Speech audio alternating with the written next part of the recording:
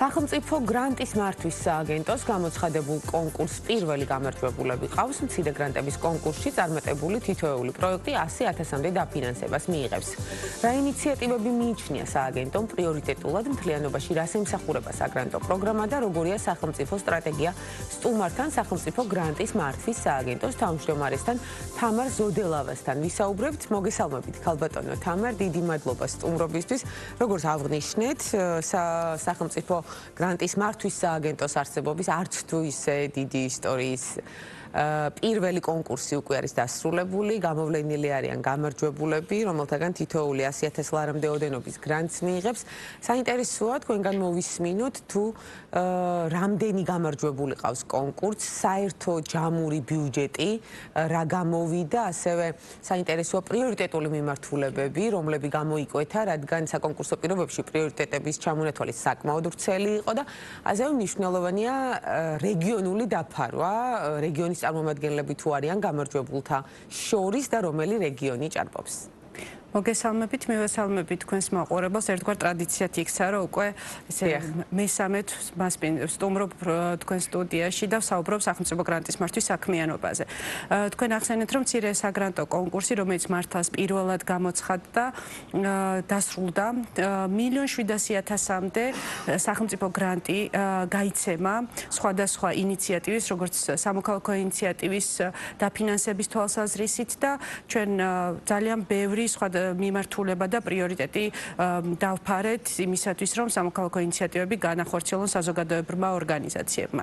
სიცხადისთვის, რა თქმა უნდა, დავასახელებ მე ამ პრიორიტეტულ მიმართულებებს, ეს გახლავთ შრომა, ჯანდაცვა და სოციალური დაცვა, ასევე განათლება და მეცნიერების განვითარება და მისი ხელშეწყობა, დემოკრატიული ინსტიტუტები, სპორტის განვითარება, შერიგება და სამოქალაქო თანასწორობა და ბევრი მათგანი, რომელიც დაფინანსდა სწორედ 1,700,000 ლარის ფარგლებში და თქვენ ახსენეთ, რომ თითოეული გამარჯვებული საზოგადოებრივი ორგანიზაცია მიიღებს 100,000 ლარამდე სახელმწიფო გრანტს. შემდეგომში უკვე მომდევნო თვეებში დაიწყებს აღნიშნული პროექტების განხორციელებას. კი ბატონო, ქალბატონო თამარ, ძალიან მნიშვნელოვანია როგორია შერჩევის პროცესის გამჭვირვალობის მექანიზმი, რომ მოგვიყვეთ, როგორ იგებს საზოგადოება, ვინ მიიღო გრანტი და რატომ. მაგალითის საფუძველზე ადამიანი, რომელსაც ჰქონდა შემოტანილი განაცხადი, ვერ გაიმარჯვა, თუ არის შესაძლებლობა, რომ მასთან დამყარდეს უკავშირი ერთის მხრივ გამჭვირვალობისთვის და მეორეს მხრივ იმისათვის, რომ უკვე შემდეგ კონკურსში მან გაითვალისწინოს ის ლაფსუსები, რაც ჰქონდა, გამოასწოროს და გახდეს გამარჯვებული. კი ბატონო, თქვენ ახსენეთ გამჭვირვალობა და სწორედ ეს არის ერთ-ერთი მნიშვნელოვანი პრინციპი, რომელსაც ებუძნება სახელმწიფო გრანტის მართვის სააგენტო. თავიდანვე როგორც კონკურსის პროცესი, მთლიანად პირობები განცხადებელისთვის ცნობილი იყო მიმდინარეობისას და შესაბამისად რა კრიტერიუმებზე დაფუძნებით იმსჯელებდა და გამოვლინდებოდა გამარჯვებული, ეს თავიდანვე ცნობილი იყო საზოგადოებისთვის და პირველ რიგში რა თქმა უნდა საზოგადოებრივი ორგანიზაციებისთვის, რომლებსაც განზრახვა ჰქონდა და შემდეგ უკვე რა თქმა უნდა მონაწილეობა მიიღეს კონკურსში. როგორც თქვენ ახსენეთ, როგორ უზრუნველყოფს სააგენტო ინფორმირებას. ჩვენ ცხადია გავასაჯაროვეთ პირველ რიგში გამარჯვებული ორგანიზაციები, ის პროექტები, რომელზეც გაიცემა და მოიპოვეს საზოგადოებრივმა ორგანიზაციებმა სახელმწიფო გრანტი და მათ ვინც ამ პირველ მცირე საგრანტო კონკურსში ვერ გაიმარჯვეს, ცხადი არის ეცნობათ აღნიშნული შესახებ და დაინტერესების შემთხვევაში მათ შეუძლიათ მომართონ სააგენტოს და სააგენტო უზრუნველყოფს სრულყოფილად ინფორმირებას მათ იმისათვის, რომ რა თქმა უნდა ჩვენი ინტერესი არის, რომ ძალიან კვალიფიციური და ხარისხობრივად კარგი პროექტები შემოვიდეს, იმიტომ რომ სააგენტო ახლა დაიწყო რა თქმა უნდა საქმიანობა და ეს გრძელვადიანად ბუნებრივი არის, ჩვენც შევუწყობთ ხელს, რომ პროექტები იყოს სრულყოფილი, საზოგადოებრივი ორგანიზაციები მეტმა მოიპოვოს სახელმწიფო გრანტი და საზოგადოებრივი საქმეში წვლილი შეიტანოს სწორედ სახელმწიფო გრანტის მოპოვების და დაფინანსების მიღების საფუძველზე. ქალბატონო თამარ, რომ გავყვეთ პრაქტიკულ ნაწილს, სააგენტო თუ აკეთებს მსგავს დაშვებას, როდესაც ვთქვათ შემოვიდა განაცხადი, კარგია იდეა, მაგრამ ტექნიკურ ხარვასთან გვაქვს საქმე. ბენეფიციარს თუ აქვს გამოსწორების საშუალება ამა თუ იმ ტექნიკური ხარვეზის იმისათვის, რომ გააგრძელოს კონკურსში მონაწილეობა. კი ბატონო, მცირე საგრანტო კონკურსში ერთ-ერთი პირობა იყო და მათ ჰქონდათ შესაძლებლობა სანამ საგრანტო განაცხადების მიღება დასრულდებოდა, თავადვე გამოესწორებინათ ეს ტექნიკური შეცდომა. აღნიშნული პირობა, როგორც ვახსენე, მათთვის ცნობილი იყო, იმიტომ რომ ეს არის საკონკურსო პირობები და ასევე მათი უფლებები, რისი უფლებებიც მივანიჭეთ ჩვენ გამცხადებელს და ეს იყო გასაჯაროებული. მეორე მხრივ, როდესაც ისინი გზავნიდნენ საგრანტო განაცხადს, მას მიდიოდათ ავტომატური შეტყობინება, რომ სანამ დასრულდებოდა განაცხადების მიღება, რომ ესარგებლად ამ უფლებით და თუ აღმოაჩენდნენ, რომ რაღაცის დაზუსტება სურთ, ან შეიძლება დანაკლისი არის დოკუმენტის, რომ თავად წარედგინათ სააგენტოსთვის და სააგენტო ცხადი არის მას მიიღებდა მხედველობაში და უკვე სრულყოფილ დოკუმენტაციას ფორმალურად შეამოწმებდა, როდესაც განაცხადების დასრულების ვადა იქნებოდა, ასე ვთქვათ, დასრულებული.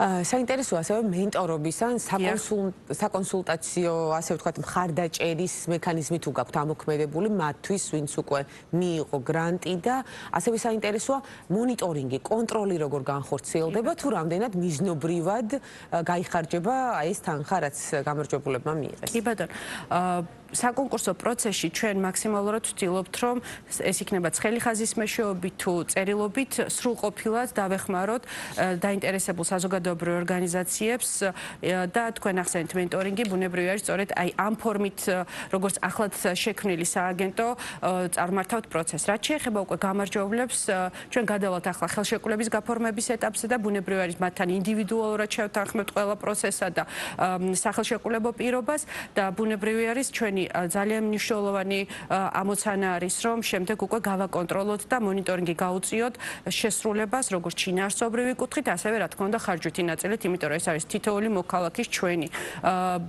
შედატანი ბიუჯეტში და ბუნებრივი არის ყველამ უნდა იცოდეს თუ რაში იხარჯება მათი თანხა და რა შედეგს ვიღებთ სწორედ აი სახელმწიფო გრანტის გაცემით. კი ბატონო და გადავიდეთ ახლა კიდევ ერთ ინსტიტუციური გრანტის 700.000-იან კონკურსზე. განაცხადების მიღება უკვე დასრულებულია, როგორც ვიცით. ამ კონკურსში რა ეტაპზე ხართ, რამდენად დიდი იყო დაინტერესება, რომ გვითხრათ და როდისთვის უნდა ველოდოთ უკვე შემდეგ სიახლეებს.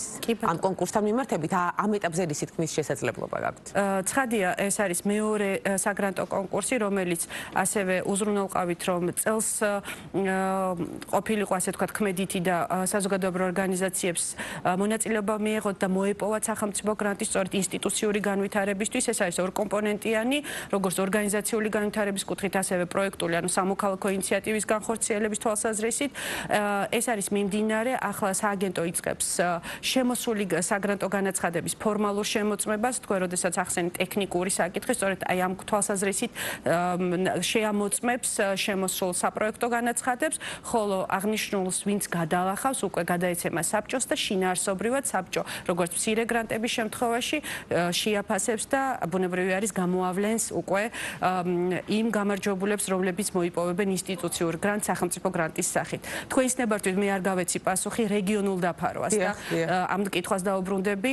ჩვენ, როდესაც მსჯელობდით საბჭო, ბუნებრივი არის მხედველობაში ქონდა არა მხოლოდ თქვათ პრიორიტეტული მიმართულებები, ასევე რეგიონული დაფარვა და მინდა ხაზი გაუსვა, რომ ის პროექტები, რომელიც განხორციელდება, უმეტესად განხორციელდება რეგიონებში. კი ბატონო, რაც შეეხება ინსტიტუციური გრანტების კონკურსს, ამ ნაწილში თუ გაქვთ უკვე ინფორმაცია, დაახლოებით ბიუჯეტი რა მოცულობის იქნება და რამდენი პროექტის დაფინანსებას განიხილავთ?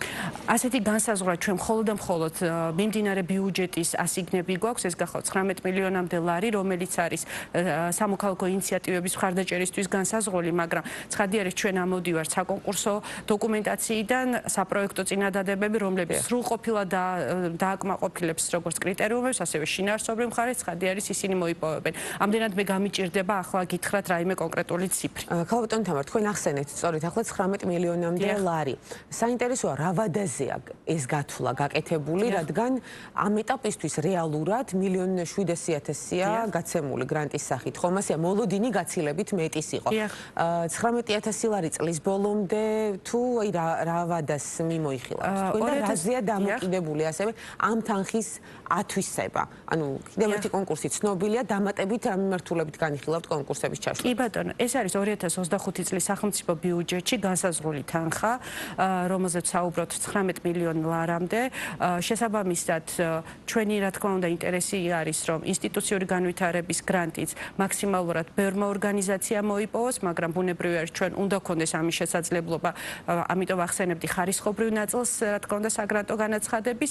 განხორციელების პერიოდი იქნება განსხვავებული, მცირე გრანტების შემთხვევაში ეს არის 3 თვიდან 12 თვემდე, ხოლო ინსტიტუციური განვითარების გრანტების შემთხვევაში ეს იქნება 9 თვიდან 24 თვემდე, მაგრამ ეს რა თქმა უნდა არ ნიშნავს იმას, რომ აღნიშნული თანხა 2026 წლის ბიუჯეტის ასიგნები იქნება, იმიტომ რომ ახლა მიმდინარეობს სახელმწიფო ბიუჯეტის 2026 წლის განხილვა და ბუნებრივია ჩვენ ველოდებით, რომ სახელმწიფო გრანტის სახით ბუნებრივია არის აღნიშნული ბიუჯეტი ან იდენტური იქნება, ან გაიზრდება იმის და მიხედვით, რა თქმა უნდა, როგორც პარლამენტი საბოლოო სახით მიიღებს სახელმწიფო ბიუჯეტს. კი ბატონო და საუბრის მიწურულს რახან სიახლესთან გვაქვს საქმე, საინტერესო იქნება თქვენგან მოვისმინოთ რჩევა პოტენციურმა ბენეფიციარებმა საგრანტო კონკურსებში მონაწილეებმა, რას უნდა მიაქციონ ყურადღება იმისათვის, რომ მათ კონდეთ მეტი შანსი გამარჯვების და გარდა ამისა, თუ გაქვთ უკვე ჩამოყალიბებული 2026 წლისთვის პრიორიტეტული სექტორები თუ მიმართულებები რა შეიძლება იყოს? დავიწყებ მაშინ პრიორიტეტული მიმართულებებიდან. აღნიშნულთ ჩვენ მსჯელობას და ანალიტიკას ვაწარმოებთ, როდესაც ინსტიტუციური განვითარების საგრანტო კონკურსი სრულად დასრულდება. ეს იქნება უკვე დეკემბრის თვეში და ბუნებრივი არის იქ 2026 წლის საკონკურსო პროცესს მერე განსაზღვრავთ. პირველ რიგში ეს არის ჩარჩო დოკუმენტი, რომელზეც თქვენ საუბრობთ პრიორიტეტები.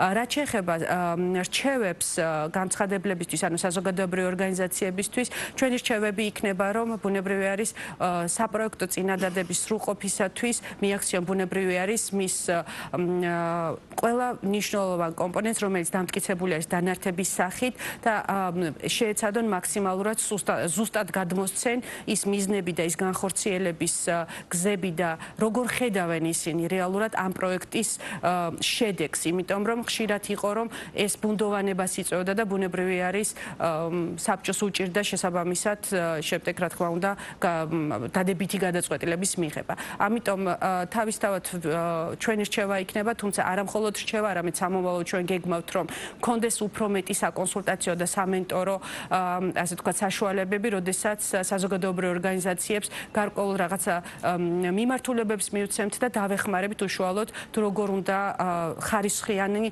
პროექტები წარუდგინონ სააგენტოს იმისათვის, რომ მე მოიპოვონ და დადებითი პასუხი დასცეს საბჭომ და სახელმწიფო გრანტი მიიღონ. ჩვენ თავად ვართ რა თქმა უნდა დაინტერესებული, რომ ეს ციფრი გაიზარდოს და მეტი კარგი სახელმწიფოებრივი საქმე გაკეთდეს სახელმწიფო გრანტის მიღების საფუძველზე.